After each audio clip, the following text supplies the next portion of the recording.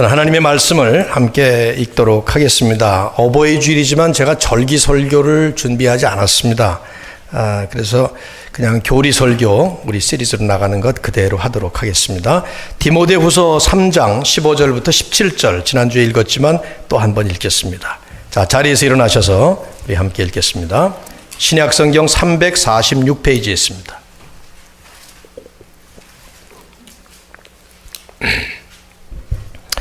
디모데후서 3장 15절부터 17절. 자, 같이 읽습니다. 시작.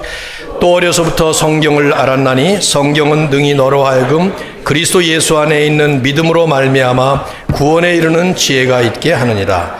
모든 성경은 하나님의 감동으로 된 것으로 교훈과 책망과 바르게 함과 의로 교육하기에 유익하니 이는 하나님의 사람으로 온전하게 하며 모든 선한 일을 행할 능력을 갖추게 하려 함이라. 아멘. 자리에 앉으시기 바랍니다. 미국 정치 역사에 아주 훌륭한 정치인이었으면서도 대중들에게는 그다지 알려져 있지 않은 분으로서 마크 헥필드라고 하는 분이 있습니다. 혹시 들어보셨는지 모르겠습니다만 2011년도에 89세의 나이로 세상을 떠난 분인데, 그는 불과 36살 젊은 약관의 나이에 오레곤주의 주지사로 당선이 됐습니다.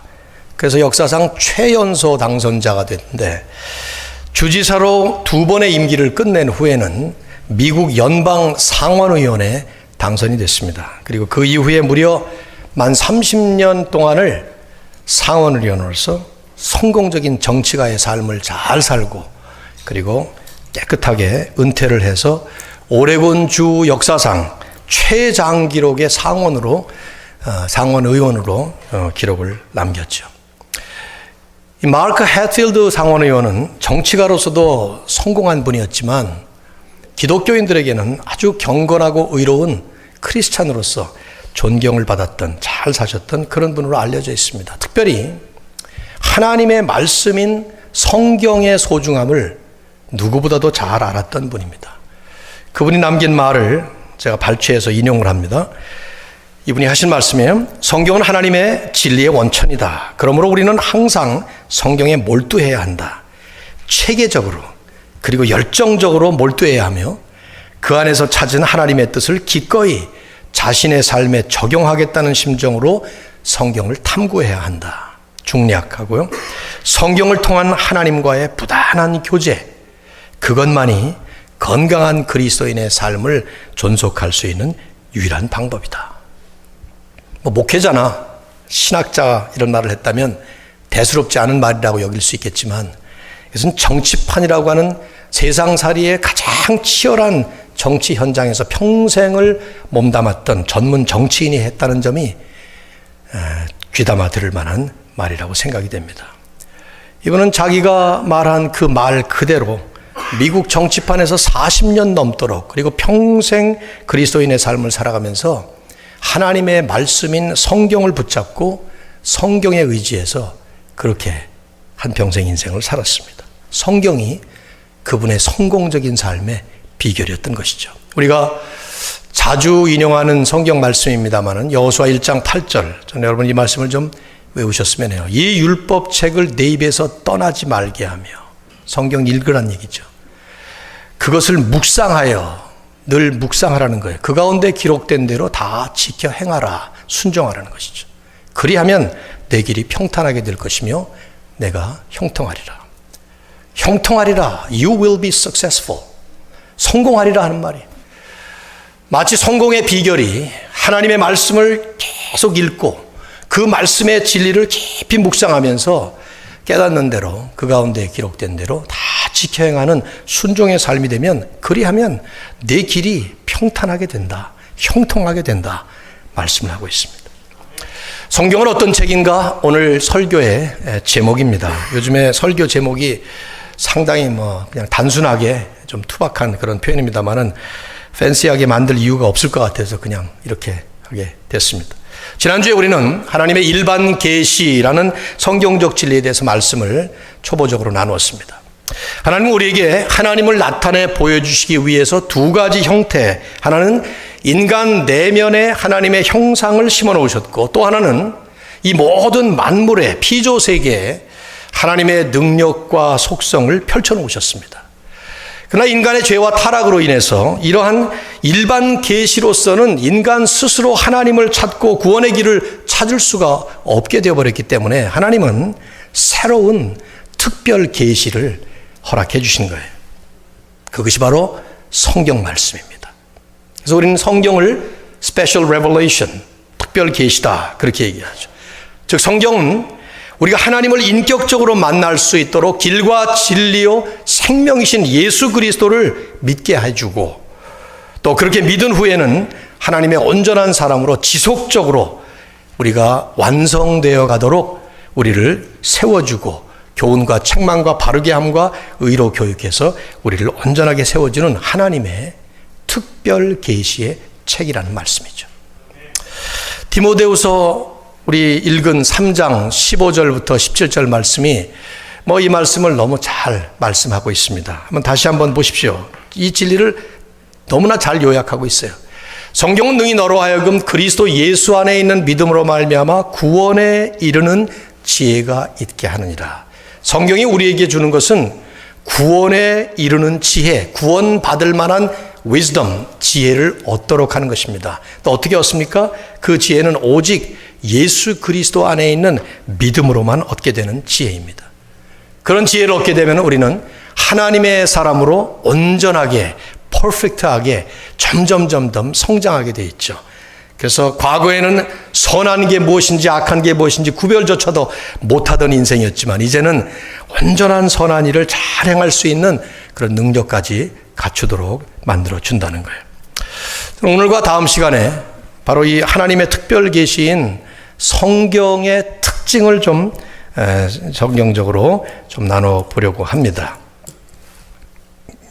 교리 설교이기 때문에 여러분이 강의처럼 들으셔도 괜찮을 것 같아요. 우선 이 특별 계시, Special Revelation이라는 이 용어를 사용하게 될 때 우리는 하나님께서 성경 훨씬 이전에 이미 여러 가지 방식으로 특별 계시를 해 오시고 계셨다라는 점을 염두에 둘 필요가 있어요.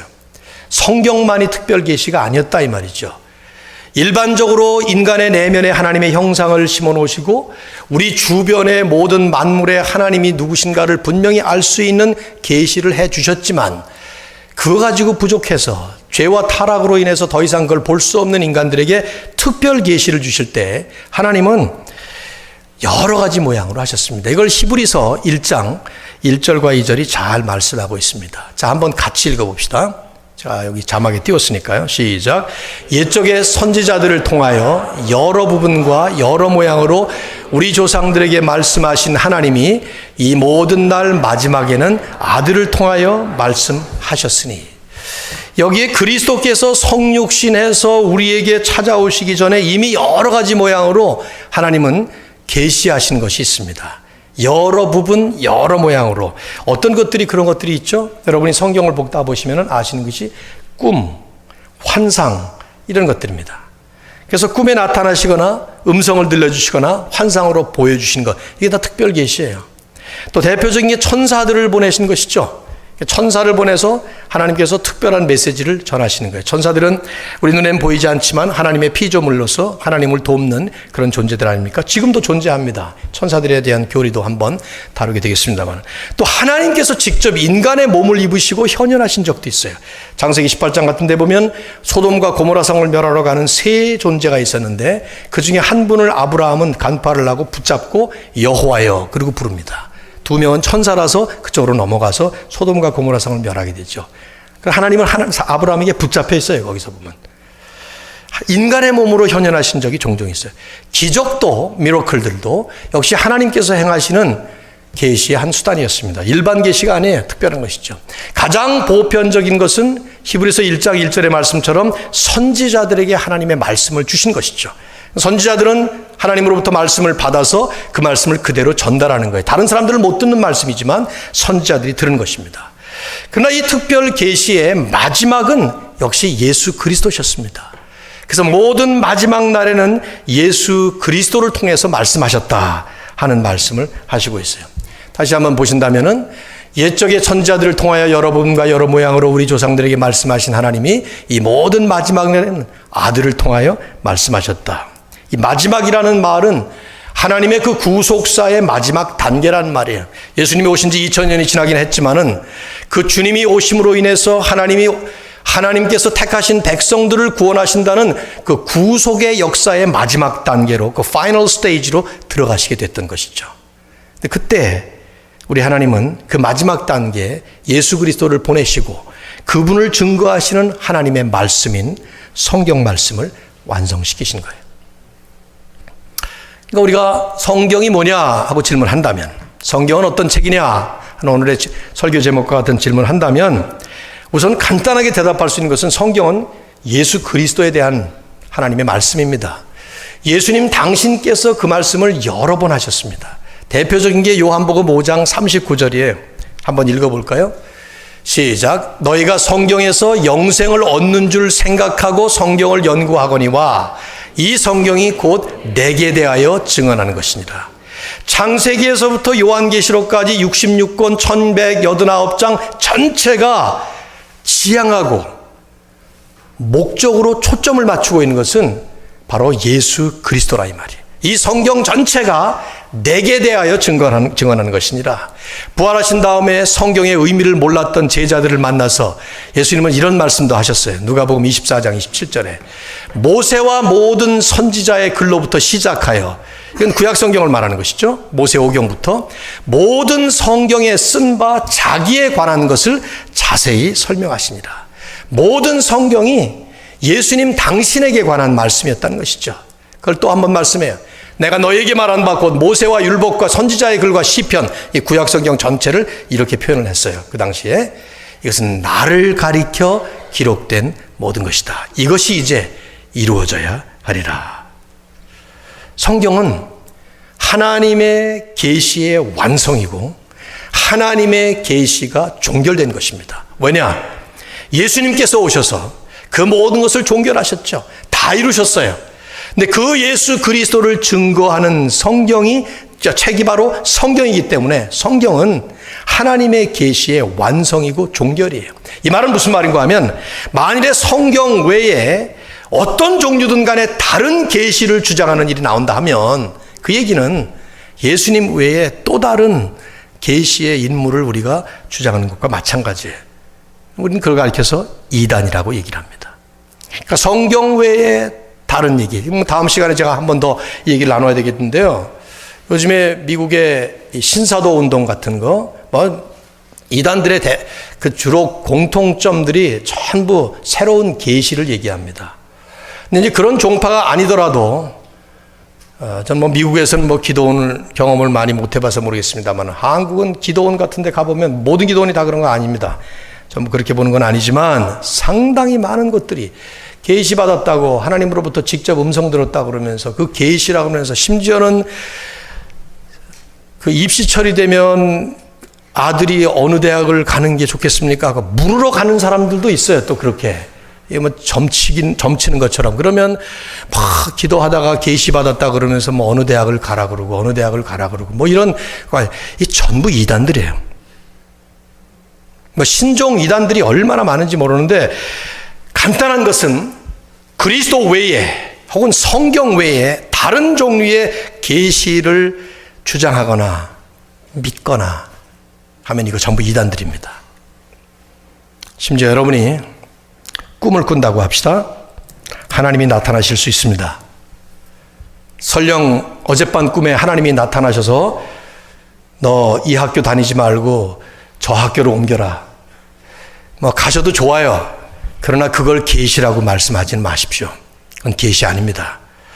저는 그냥 아주 혹독하게 그건 개꿈이다, 그렇게 얘기를 하고 싶어요. 그냥 자기 자신에게만 간직하면 좋을 것 같아요. 남에게 말하는 순간 이것은 객관적 진리가 되기 때문에 계시가 되는데, 왜 이런 말씀을 하는가? 이게 종교 개혁이 일어나면서 가장 중요하게 여겼던 가장 중심적인 핵심이 솔라 스크립토라, only scripture, 오직 성경이에요. 가톨릭에는 수많은 미신들이 진리 가운데 포함이 되어 있는데, 이건 다음 시간에 좀 한번 얘기해요. 자, 성경이 그러면 왜 쓰였는가? 성경을 우리에게 왜 주셨는가? 이런 성경의 목적에 대한 얘기를 오늘 좀 중심적으로 다루고 싶은데요. 크게 두 가지를 나눌 수 있어요. 첫째 중심 목적은 하나님을 계시하시는 것이죠. 여러 번 말씀을 이미 드렸기 때문에 간단하게 말씀드리겠지만 성경은 하나님을 우리에게 계시하는 거예요. 이 말은 무슨 말인가 하면 이 계시의 주체가 하나님이셔요. 하나님이 계시의 내용과 목적이 하나님이라는 말이에요. 하나님 당신이 주어가 되고 당신이 목적어도 된다. 그 얘기를 하는 거예요. What does it reveal? 그러면 it reveals God. 그 말이고 who reveals? 그러면 God reveals. 그런 말이라 이 말이에요. 영어로 표현한다면 하나님이 주어이시면서 하나님이 목적어예요. 하나님이 성경을 통해서 자신을 계시하시기도 하시고 자기가 계시를 하신다 이 말이죠. 이게 왜 중요한가? 이렇기 때문에 우리는 성경을 보게 되면 그 중심에 하나님을 찾아야 합니다. 중심적으로 하나님이 성경의 메시지라는 사실을 잊어버리면 안 됩니다. 저는 종종 우리들이 성경을 잘못 이해하는 경우에 바로 이 큰 그림, 중심 그림을 놓치기 때문에 그렇다고 봅니다. 성경의 중심 목적, 중심 메시지가 하나님이에요. 근데 이 안목을 잃어버리면 온갖 엉뚱한 심지어 잘못된 교훈, 그럴싸하지만 잘못된 교훈을 받게 됩니다. 아, 우리는 요셉처럼 흠없이 경건하게 살아야 된다. 틀린 교훈입니다. 요셉은 흠없는 사람 아닙니다. 성경이 이유가 있어서 요셉의 흠을 거기다가 적지 않았을 뿐이에요. 모든 인간은 다 죄인들입니다. 죄인이라는 말은 누구나가 다 흠이 있습니다. 다만 성경이 요셉이라는 사람을 흠없는 사람처럼 디스크라이브 합니다. 다니엘 흠없는 사람처럼 보입니다. 그래서 아들들 이름을 요셉, 다니엘 막 이렇게 많이들 짓잖아요. 잘못은 아니에요. 근데 이제 성경의 중심을 놓치기 쉬운 거죠. 그래서 많은 도덕적이고 윤리적인 교훈들을 성경에서 뽑지만 실제로 그것이 성경이 말씀하시는 것인가? 궁극적으로 1차적으로 아니에요. 성경은 It's talking about God. 하나님에 대한 얘기예요. 요셉을 통해서 역사하신 하나님을 보여주는 거예요. 다니엘을 통해서 역사하신 하나님을 보여주는 거예요. 그래서 다니엘 1장부터 12장까지를 보면 1장부터 6장까지는 다니엘에 대한 얘기가 나오고 7장부터 12장까지는 꿈에 대한 얘기가 나오는데 그 둘 다 하나는 다니엘이라는 인물을 통해서 하나님이 살아계시다 하는 말씀이에요. 단엘이라는 말 자체가 하나님이 재판관이시다 그 말이에요. 단이라는 말은 재판관인 말. 이름 자체가 하나님을 나타내고자 하는 것이고 그분의 삶 전체를 통해서 하나님을 드러내신 것이지 우리 보고 다니엘처럼 살라는 것 아닙니다. 아무도 그렇게 못 살아요. 그리고 나서 꿈에서 또 하나님을 보여주시는 것이고 이런 부분이 성경은 하나님이 주어이시고 하나님이 목적어라는 사실을 놓치기 때문에 일어나는 거예요. 우리는 요즘에 수요일 날 구약의 초상화라는 시리즈를 가지고 지금 거의 한 200번가량 지금 오고 있는데요. 그 전부가 다 하나님이 메시지예요. 다만 그 하나님은 인간을 통해서 사건을 통해서 우리의 현실 삶을 통해서 드러나시고 나타내시고 역사하신다 이 말이죠. 또 하나 두 번째, 이 두 번째가 우리에겐 좀 직결될 거예요. 성경을 쓰신 목적은 교회, 즉 하나님의 백성들을 위해서 하나님이 계시하셨다는 것입니다. 이래서 이제 우리가 자꾸 이제 우리 쪽으로 오게 되는데요. 중심 주제이신 하나님을 계시하면서도 그 하나님이 택하신 하나님의 백성들과의 관계 속에서 하나님은 자신을 계시하신 것입니다. 그래서 우리는 두 번째 목적을 구원이라고 말할 수 있습니다. 성경을 보면 그냥 하나님을 계시하신 게 아니에요. 하나님이라는 객관적 진리를 얘기하는 게 아니에요. 그 하나님이 어떻게 하나님의 백성들을 사랑하시고 어떻게 하나님의 백성들을 선택하시고 그 백성들을 예수 그리스도를 통해서 구원받게 하시는가 하는 얘기들로 가득 차 있죠. 여전히 주체는 하나님이셔요. 그리고 하나님이 중심이십니다. 그러나 그 하나님의 모든 역사는 하나님이 선택하신 하나님의 백성들을 통해서 진행이 되는 것입니다. 그것을 우리는 구원이라는 말로 얘기하는 것이죠. 하나님의 백성들을 위해 하나님의 당신을 계시하시는 것이죠. 자, 이제 이 부분이 우리에게 중요한 부분인데요. 먼저 주목할 것은 하나님은 이 과정을 점진적으로 진행하셨어요.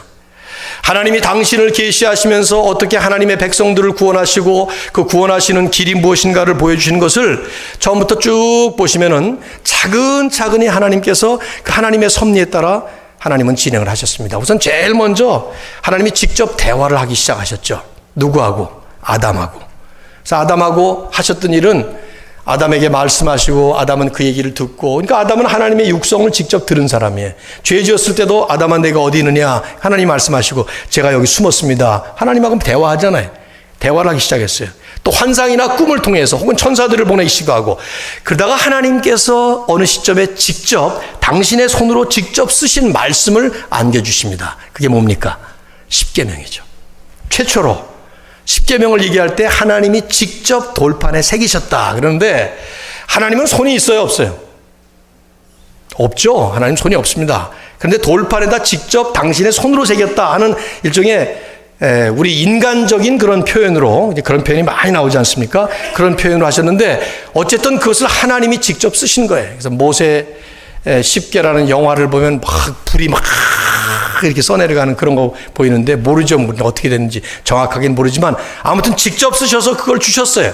그 다음부터는 모세와 같은 선지자들 통해서 하나님은 말씀을 하시기도 하셨지만 선지자들로 하여금 기록을 하시게 하셨어요. 그러다가 이제 아까 히브리서 1장에 나오는 말씀처럼 이제 마지막 때가 이르면서 하나님의 아들이신 예수께서 성육신하시고 우리에게 찾아오시고 십자가에 달려 돌아가시고 부활하시고 승천하시면서 모든 구원의 역사를 끝마치신 다음에 하나님은 드디어 성경을 완성하신 것이죠.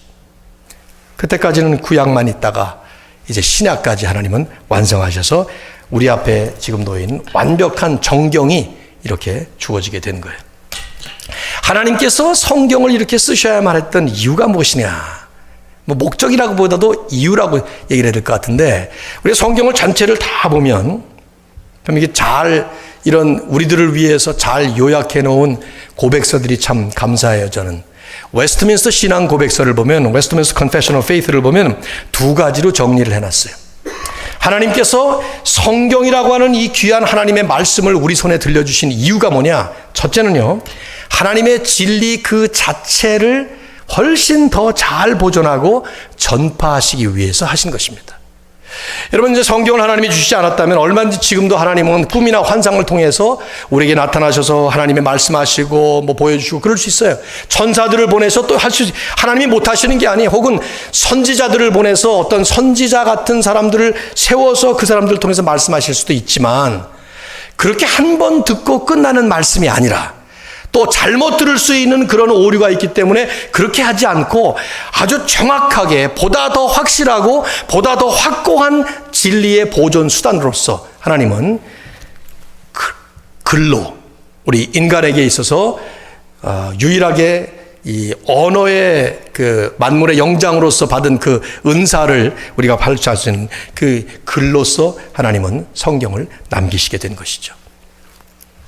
그래서 두고두고 만고불변의 진리인 하나님의 말씀을 오는 모든 세대가 변함없이 듣도록 그렇게 하신 거예요. 그러나 이제 또 한 가지 더 중요하다기보다는 우리에게 더 현실적으로 직결되는 그 이유는 성도들과 교회를 보호하시기 위해서 하신 것입니다.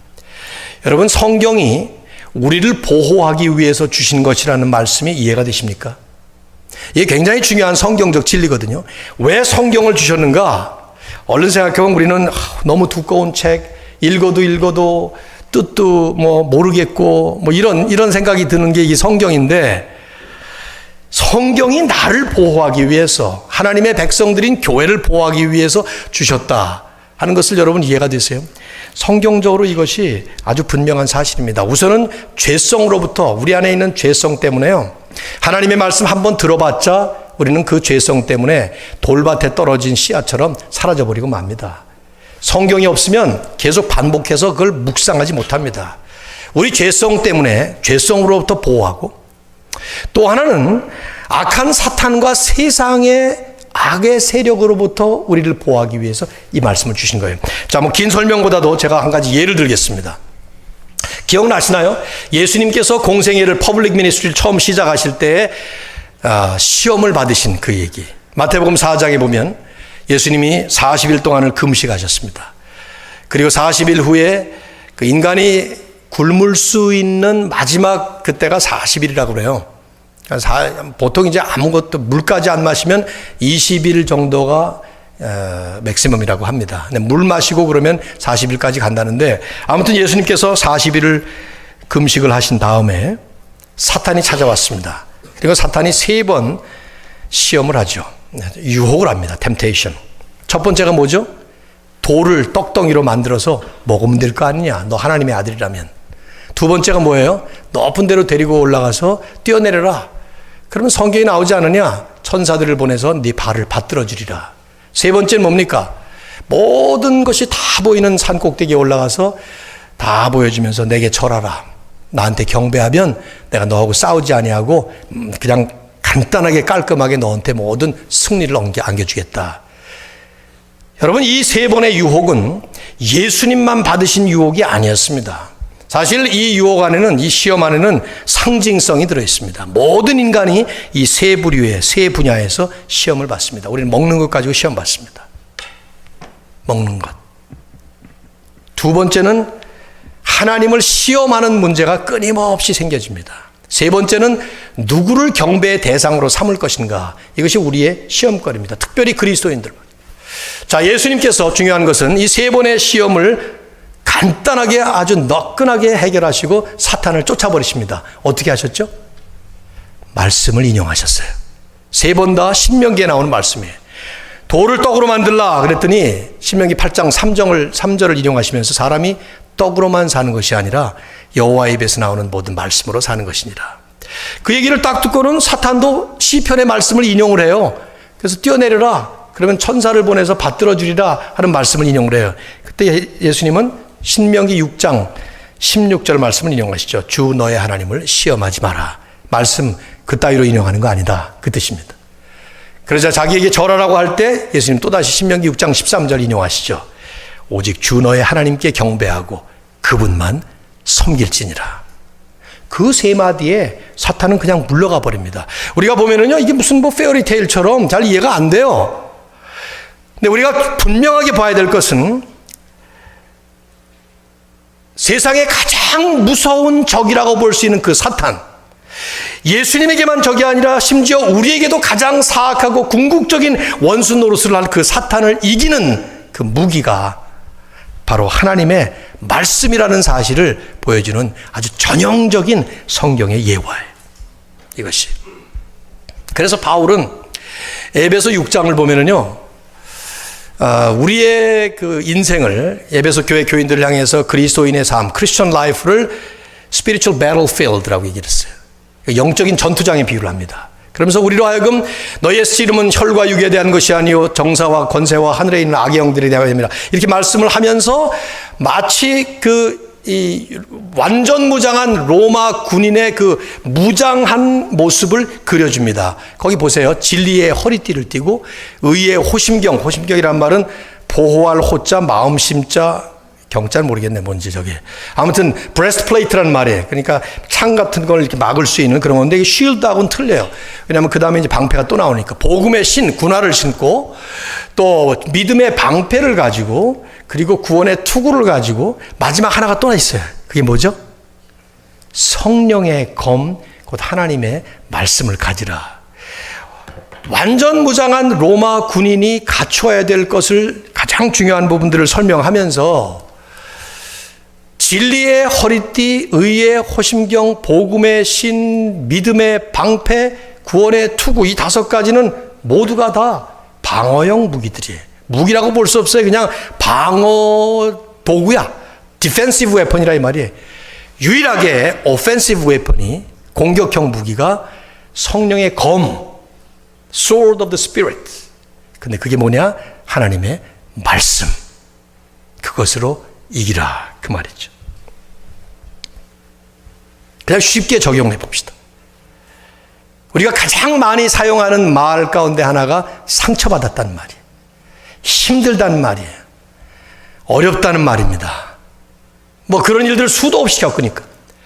그 많은 일들을 종합을 해보면 결국은 죄가 인간의 세상에 들어옴으로 인해서 우리의 원조인 아담 때문에 그 이후로부터 우리를 고통스럽게 만드는 온갖 종류의 다양한 종류의 영적인 공격들이 우리에게 돌아오고 있습니다. 그것의 주모자는 사탄입니다. 마귀입니다. 근데 그런 마귀가 자기 나름대로의 다양한 자신의 능력을 펼쳐서 믿는 사람들을 공격하고 어려움에 빠뜨리고 넘어뜨리고 할 때 우리는 이리 맞고 저리 맞고 여기 터지고 저기 터지고 상처투성이의 인생을 살 수 있어요. 지금도 여전히 그렇게 힘들 수 있습니다.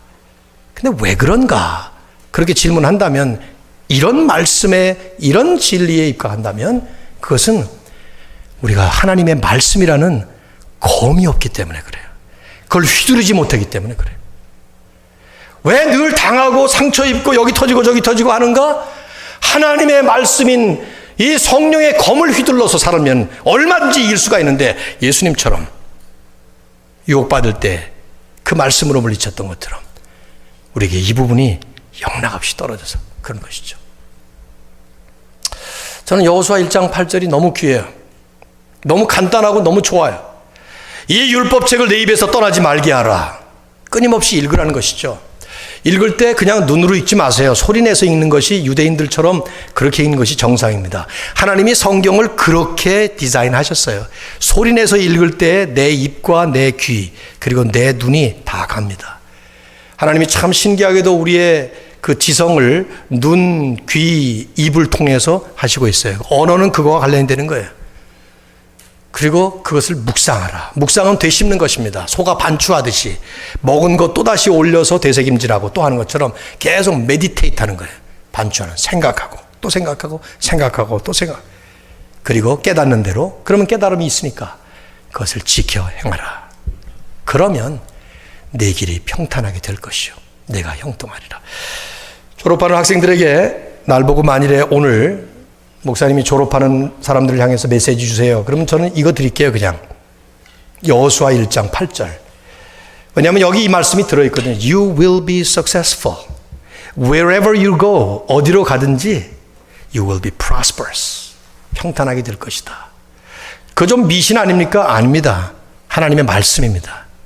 하나님의 말씀을 읽고 묵상하고 순종하고 사는 삶이 내 삶 전체를 이끌어가면 치열한 싸움이 벌어지는 정치판에서 40년 넘도록 성공적인 존경받는 상원의원으로서 미국 역사에 길이 남았던 헵필드 상원의원 못지않게 아마 여러분의 삶도 우리들의 삶도 그렇게 축복하실 줄로 믿습니다.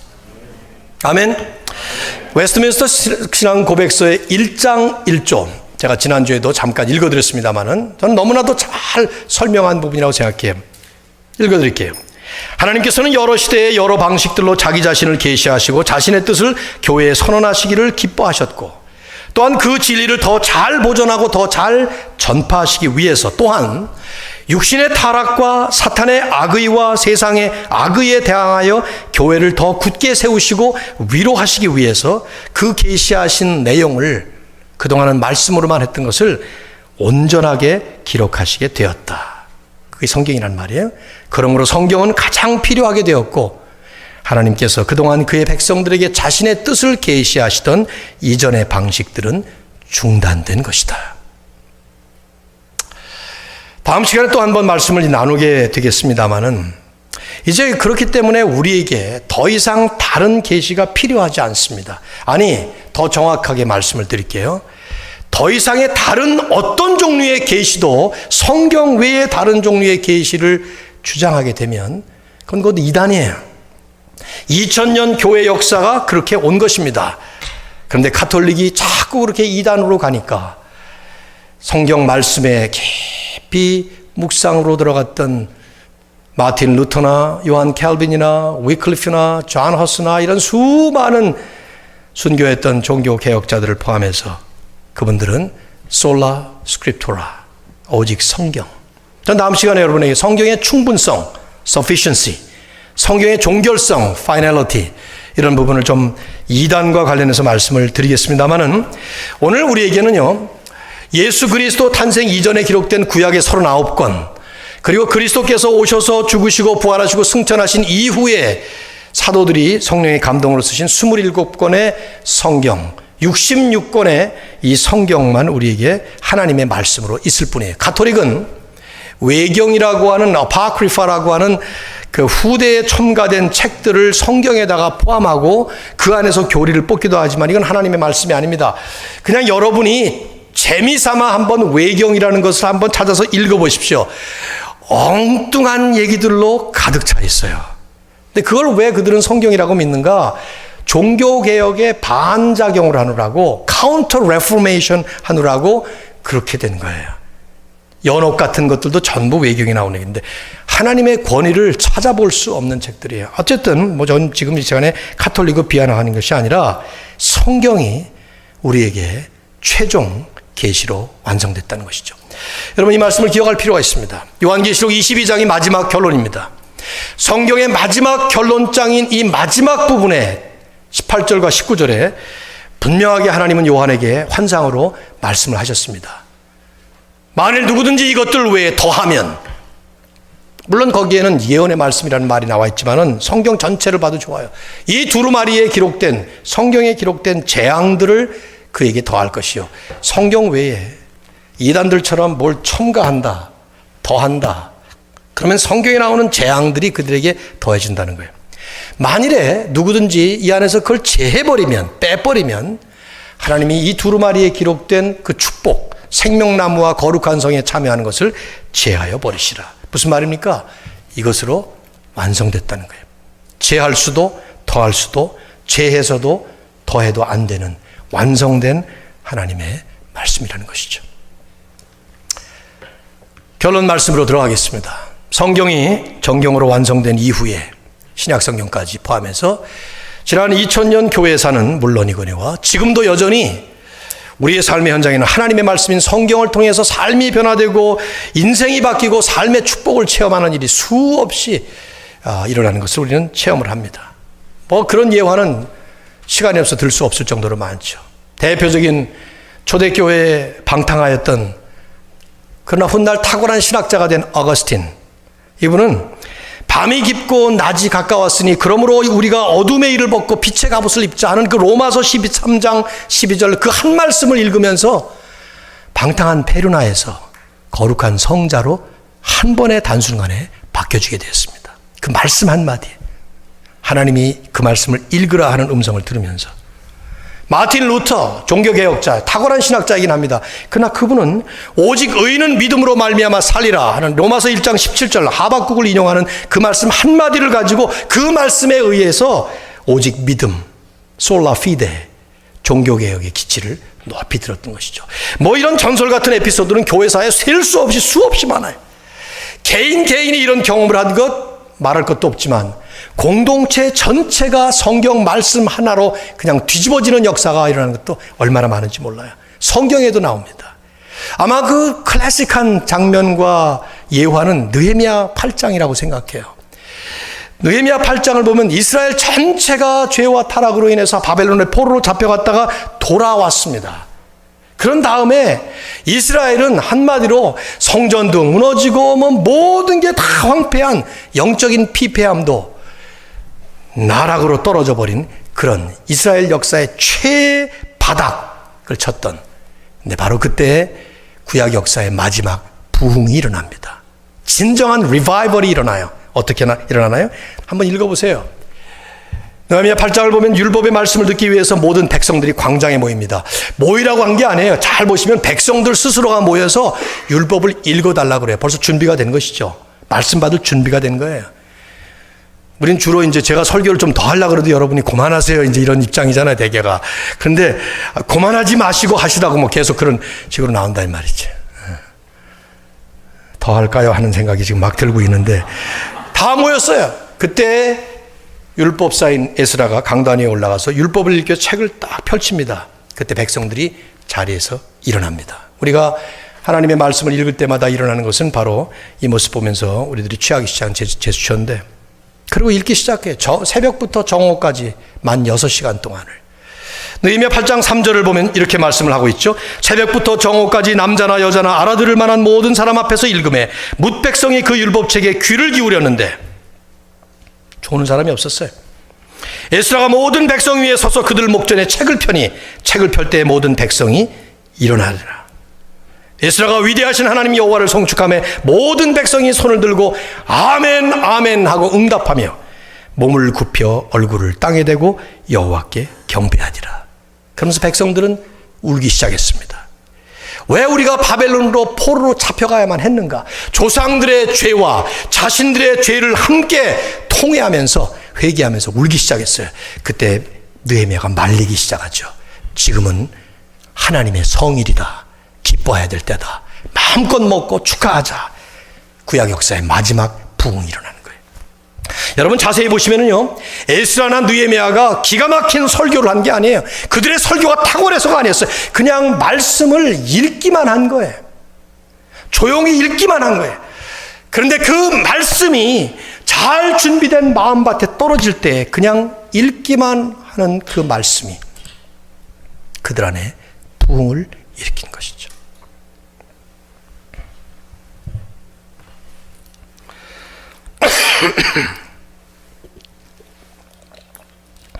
(2000년) 교회 역사를 태동시킨 초대교회도 역시 비슷한 모습을 보이고 있죠. 사도 베드로의 설교를 듣고 뉘우침을 하면서 회개하고 세례받은 3,000명의 성도들이 하루아침에 예루살렘 교회를 시작을 하고 나서 그 첫 번째 교회가 첫 번째로 했던 일이 뭐냐? 그것은 바로 말씀에 깊이 빠지는 일이었습니다. 사도행전 2장 42절은 이렇게 쓰고 있습니다. 자, 여러분이 한번 읽어주십시오. 다 같이. 영어 부분 말고 한국말 부분만. 시작. They devoted themselves to the apostles' teaching. 그들이 사도의 가르침을 받는 일. 사도들은 그 당시에 구약을 가르치고 예수님의 말씀을 가르쳤죠. 신약이 없었으니. 거기에 전념했어요. 이 전념이라는 단어가 참 중요해요. 거기에 몰두했단 말이에요. 푹 빠졌어요. 3,000명이 전부가 다. 왜 그러는가? 말씀의 갈급함 때문에. 마치 갓 태어난 신생아는 엄마가 말하지 않아도 본능적으로 어머니의 그 젖을 빨아먹느라고 온 혼신의 힘을 다해서 젖을 빨아당깁니다. 이제 막 태어난 거듭난 성도와 그 초대교회는 마치 그 신생아처럼 본능처럼 말씀을 받아들인 거예요. 누가 시킨 것이 아니에요. 성경 공부시킨 게 아닙니다. 그냥 이게 영적인 본능이 됐던 것이죠. 그래서 말씀을 그냥 빨아들인 거예요.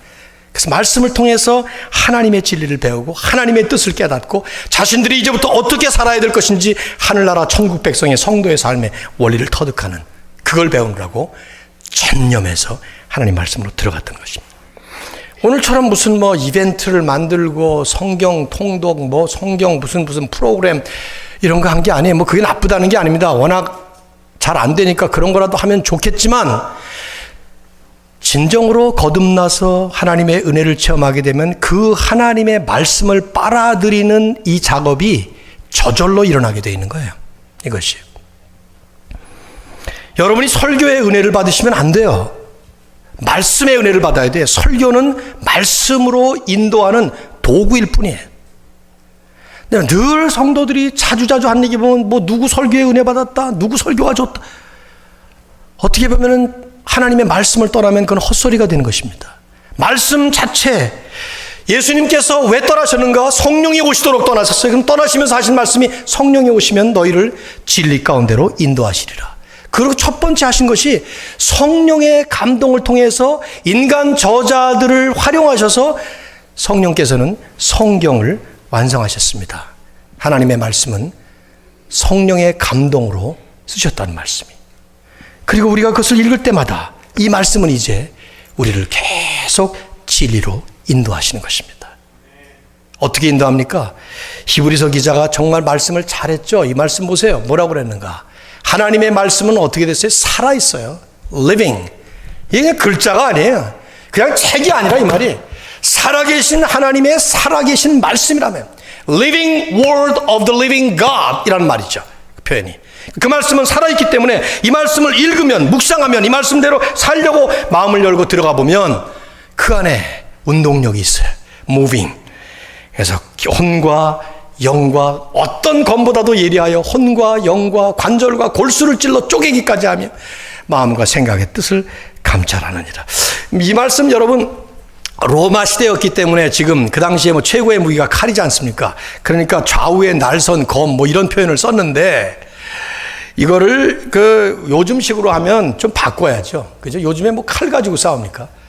좀 바꿔야 돼. 요즘에 뭐 이북하고 우리가 하면서 핵무기 많이 나오는데, 이걸 요즘식으로 번역하면 하나님의 말씀은 핵무기보다 더 강력하여, 그 다음에 이 말도 그냥 영혼을 박살낸다. 뭐 이러면 되겠죠. 그냥 그 정도면 실감이 팍 나는 말이 될 수 있어요. 과장입니까? 아니에요. 말씀이 돌 같은 심령을 깨버립니다. 얼음 같은 심령은 녹여버립니다. 아무리 교만한 심령이라도 그 앞에 겸손해집니다. 아무리 완악한 영혼이라 하더라도 말씀을 읽게 되면 자신이 죄인인 것을 스스로 깨닫게 되고 하나님이 주시는 구원의 은혜를 체험하게 되는 놀라운 역사가 일어나는 것입니다. 이것이 성경이라는 하나님의 말씀이에요. 저는 3번에 걸쳐서 지금 성경에 대한 설교를 하고 있는데, 중요한 것은 이제 여러분이 읽고 묵상하고 순종하셔야 되겠죠. 그래서 정말 제 템테이션이 뭐냐면, 성경을 하루에 그래도 몇 장씩 읽으시는 분 손 들어보세요 이러고 싶은 생각이 있는데 유치하잖아요. 그러니까 그걸 하지 말고요, 우리가 결심하고 돌아가면 좋겠습니다. 여러분, 성경의 말씀을 전혀 먹지 않고도 잘 살고 있는 크리스찬이 있다면 심각한 문제예요. 영어로 뭐 외국 사람들이 만든 말인데 turtle Christian이라는 말이 있어요. turtle, 거북이 그리스도인. 걸음걸이가 느려서 거북이라는 말을 쓰는 게 아니에요. 동물들을 보면은 새들은 10일 정도 굶으면 죽는다고 합니다. 뭐 10일 나갈까요? 그 중에 뭐 잘 저장해 놓은 살이 많은 새들은 모르겠지만, 개들은 한 15일 정도 견딘다고 그래요. 사람은 20일 정도를 견디고 물을 먹으면 한 40일까지, 아까도 말씀드렸습니다, 가는데, 근데 거북이는 500일 동안을 아무것도 안 먹고도 잘 견딘답니다. 500일 동안을 하나님의 말씀을 전혀 안 먹고도 잘 살고 있는 크리스찬들이 있다면 그들은 이름하여 거북이 크리스찬들이죠. 나는 우리 교회가 거북이 그리스도인들이 많을까 아닐까 이런 궁금증이 있어요. 죄송합니다. 그런 표현을 써서. 우리는 하나님의 말씀이 무엇인지를 깨달았다면 말씀을 먹고 말씀 안에 잠겨서 살아계신 하나님의 살아계신 말씀을 깊이 체험함으로, 그리하면 내 길이 평탄하게 될 것이다. 내가 형통하리라. 하나님의 풍성하신 축복과 은혜와 영광을 누릴 수 있기를 주의 이름으로 축원합니다.